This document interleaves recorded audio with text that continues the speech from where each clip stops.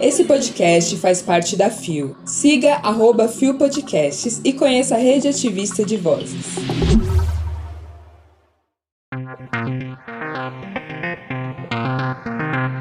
Saúde mental LGBT+ negra.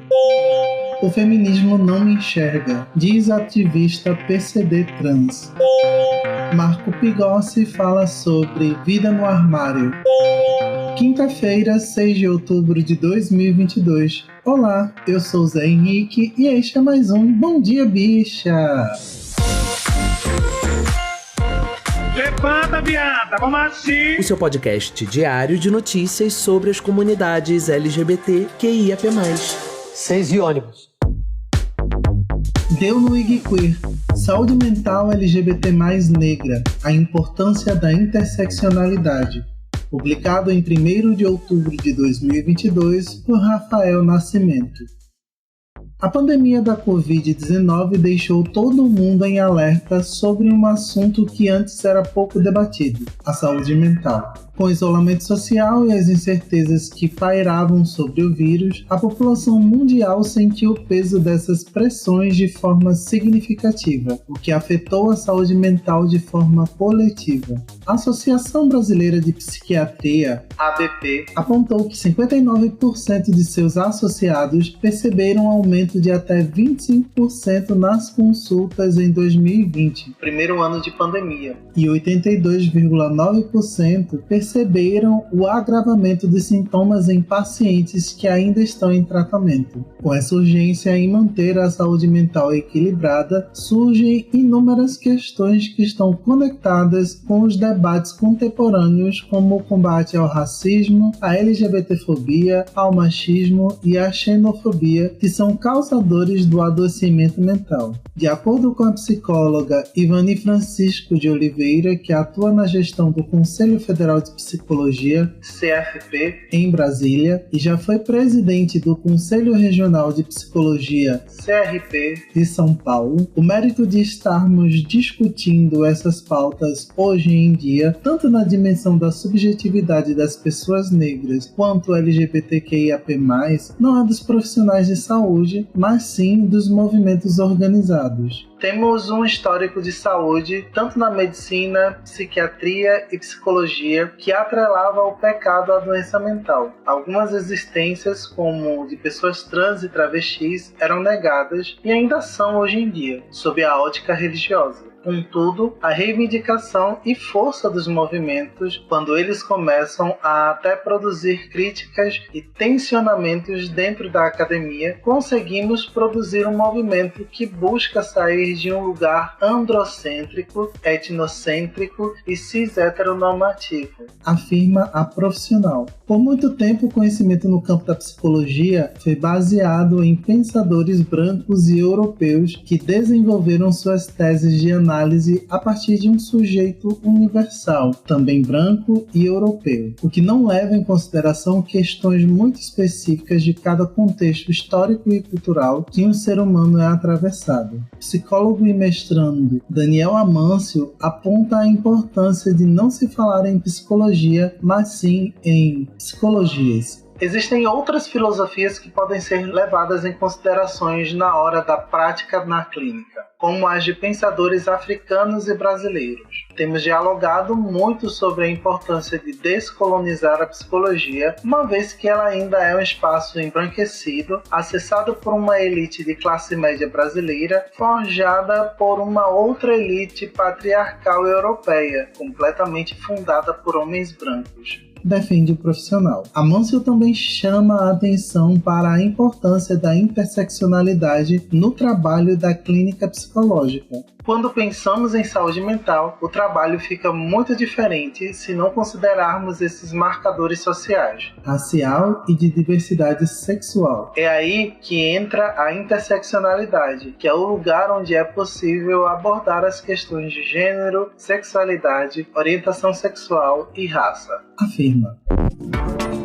Meu povo, tá achando que ser brasileiro é fácil? Bota a cara no sal, mona! Talvez seja pra alguns, mas pra quem faz parte de qualquer minoria vai rolar muita dor antes de qualquer faísca de alegria. Infelizmente é a realidade. Eu tô cansado nada! Mas é importante reconhecer esses atravessamentos que passamos enquanto pessoas negras e LGBTQIAPN+, sabendo que precisamos cada vez mais explorar nossas individualidades e também os pontos em comum para fazer com que a interseccionalidade não seja apenas uma palavra bonita. A matéria ainda traz alguns apontamentos, como quando fala que no Brasil a aflição com a saúde mental é ainda maior em relação à média global, porque aqui a gente chega a quase metade da média global, que é 49%, né, em relação ao adoecimento mental. Sidone, cansei. Outros pontos importantes abordados são também as resoluções do Conselho Federal de Psicologia, começando pela 0199 de 1999, que fala que não cabe a nenhum profissional da psicologia no Brasil oferecer qualquer tipo de terapia de reversão de sexualidade. Tá entendendo? Também apontam a resolução 0118 de 2018, que estabelece como deve ser a atuação de profissionais de psicologia no atendimento de pessoas transexuais e travestis. Para você conferir tudo isso, o link para a matéria tá aí na descrição. Deu no Terra Nós. O feminismo não me enxerga, mas sigo empoderando milhares, diz influencer trans com deficiência. Publicado em 4 de outubro de 2022 por Jamile Santana. Com síndrome de Larsen, que prejudica o desenvolvimento dos ossos, e sendo uma mulher trans, Leandrinha Duarte é uma pessoa rara, no melhor sentido da palavra. Como tantos recortes transversais de perfil, ela encontrou na própria existência uma forma de se comunicar com o mundo e gritar. Pessoas com deficiência também transam e falam sobre gênero. E ela faz isso sem cerimônias, vergonha ou medo. Não bastasse ser comunicadora, ativista LGBT e pessoa com deficiência, Leandrinha também é teóloga e metida a filósofa, como se descreve. Quando perguntada sobre os recortes que representa, Leandrinha respondeu que às vezes as pessoas têm uma ideia de que nasce bem resolvida, pronta e empoderada. Eu vivi um período de adolescência e infância em hospital tratando da minha síndrome. Quando eu saio dos hospitais no início da adolescência, percebo que meu corpo era diferente. Eu já tinha essa pressão de estar em um corpo aleijado, torto e deficiente fora do ambiente hospitalar. Então, eu começo a esconder o meu corpo. Começo a usar roupas largas para esconder os braços, a falar pouco porque eu tinha vergonha da minha voz. Passei quase a minha adolescência inteira negando minha própria existência nesse conflito muito tenso com a minha sexualidade. Eu era um menino que se sentia atraído por outros meninos e achava que eu estava errada. Mas quando eu entendo que esses impulsos sexuais não eram uma coisa que eu conseguia negar, senti que era hora de dar uma reviravolta na minha vida. Ao ser questionada sobre seu despertar sexual, Leandrinha disse que o menino mais lindo da minha escola me cercou e disse que queria me beijar. Eu estava de moletom, me escondendo. Na hora pensei, como esse menino bonito pode olhar para o meu corpo com deficiência, emocionalmente frágil e querer beijar minha boca? Ao mesmo tempo, eu queria que as coisas mudassem, queria ser protagonista da minha história. Então aceitei. Ele me tirou da cadeira de rodas, me colocou em cima da pia do banheiro, nos beijamos e tivemos a minha primeira experiência sexual. Ele sobre conduzir e fazer ser incrível. E olha que eu odeio dar crédito para macho.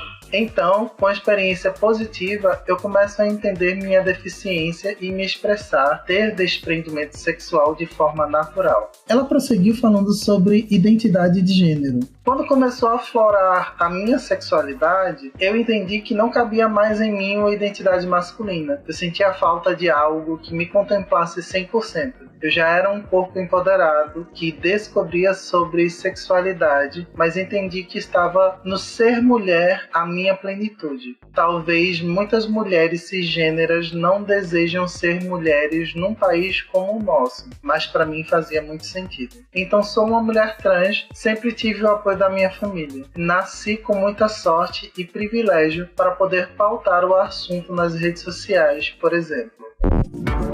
essa é só uma casquinha de quem é Leandrinha Do. Eu sempre gosto de dizer que ela é Leandrinha do Querelhon, porque a gata é incrível demais. Inclusive, se você tá querendo ler um conto hot ou erótico, vai dar uma conferida no material dela, que é de qualidade. Poderosíssima como a espada de um samurai. É claro que a matéria fala de muitas coisas interessantes, como políticas públicas, a relação de Leandrinha com o feminismo e também a relação dela com a carreira como influenciadora. Então vale muito a pena ler. Lembrando que, como sempre, o link para a matéria está aí na descrição. Deu no Gay Blog. Sempre foi um lugar de muita solidão, diz Marco Pigossi sobre sua vida antes de sair do armário.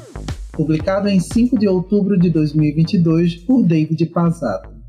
Marco Pigossi, em entrevista à coluna de Patrícia Kogut, falou sobre como ter se declarado gay o deixou mais seguro e o potencializou profissionalmente. A produção do documentário Cor Política, sobre candidaturas LGBTQIA+, nas eleições municipais do Rio de Janeiro em 2020, foi um dos resultados desse processo, de acordo com o ator. O mais importante foi fazer as pazes comigo mesmo, sabe? E esse processo está num lugar muito especial no meu coração, porque durante toda a minha carreira, no alto do meu privilégio, eu sempre tive no meu coração uma vontade de falar sobre isso, de colocar essa questão. Eu nunca tive uma referência, por exemplo, nunca tive um ator legal que pudesse me inspirar nesse lugar. Sempre foi um lugar de muita solidão, afirmou Pigossi. Com a produção assinada pelo próprio ator, Cor Política estreou em Portugal durante o Festival Internacional de Cinema Queer em setembro deste ano. O documentário, que também passou pelo Festival Internacional de Cinema de Brasília, estará no Festival do Rio, que inicia nesta quinta-feira, 6 de outubro. Segundo Pigossi, omitir a sua sexualidade foi a saída para o manter confortável diante da sociedade. Me descobri gay muito cedo e veio uma fama muito grande pra mim também, né? Eu era conhecido, mas tinha o peso da coisa do armário e tinha a coisa do galã. Então, sair do armário para mim não era para minha mãe e para os meus amigos, era para milhões de pessoas, explicou o ator. Então, amor, e começando dizendo que se tu é do Rio, aproveita para dar uma conferida no documentário da gatinha. Vem! Mas só fazendo um rápido comentário, Marco Pigossi diz que me escondi dentro desse privilégio, dentro desse armário, por muitos anos porque eu não tinha condição, tinha muito pânico de qualquer coisa acontecer. E é isso, gente. Ninguém é obrigado a sair do armário por qualquer que seja o motivo. Exatamente. Você não precisa se enrolar na bandeira LGBTQIAPN+, para viver sua verdade. Se proteja quando for possível, porque ainda vivemos numa sociedade muito escrota. Pelo menos eu tô botando meu ódio pra fora. Mas não esqueça que a nossa bandeira existe por conta de várias pessoas que literalmente deram sangue para que hoje pudéssemos ter um mínimo de respeito. Então, no momento que decidir se abrir com o mundo, não seja o ó e aceite que ser LGBTQIAPN+, é uma vivência política, assim como o Pigossi tem feito. Olha, sobre isso, quebrou todo o tabu. Lembrando que o link para a matéria e para conferir todas as outras coisas, inclusive babados sobre quando Marco conheceu Marco, RSRS. Abafa. Confira aí com o link da matéria na descrição deste episódio. Chegamos ao final de mais um Bom Dia Bicha. E sexta-feira tá chegando, mas o meu foco ainda está em lacrar um 13 e ver Papai Lulis na urna mais uma vez. Vamos chegar no dia 30 e mudar esse país pra melhor, porque eu tô cansada. Se coloca no lugar dela 5 segundos. O Bom Dia Bicha tem identidade visual, edição e produção de Roger Gomes, idealização de GG, pesquisa e roteiro de Zé Henrique Freitas, que também apresenta juntamente com Nara Lívia, Roger Gomes, Isa Potter e Bia Carmo. O programa integra a Fio Podcasts. Conheça os outros programas da Rede Ativista de Vozes e não deixe de nos visitar e de nos seguir nas nossas redes sociais. Os links para as redes e para as matérias que você ouviu neste episódio estão na descrição. E amanhã tem mais Bom Dia Bicha a partir das 6 ônibus com Bia Carmo, a nossa sexteira real oficial. E de resto vocês já sabem, né? Estou nas redes sociais pelos links que estão aí na descrição, e também no Bisão Voador, falando muita coisa caricata, gostosa e séria também. Nos encontramos na próxima semana, pessoal. Um cheiro, fui!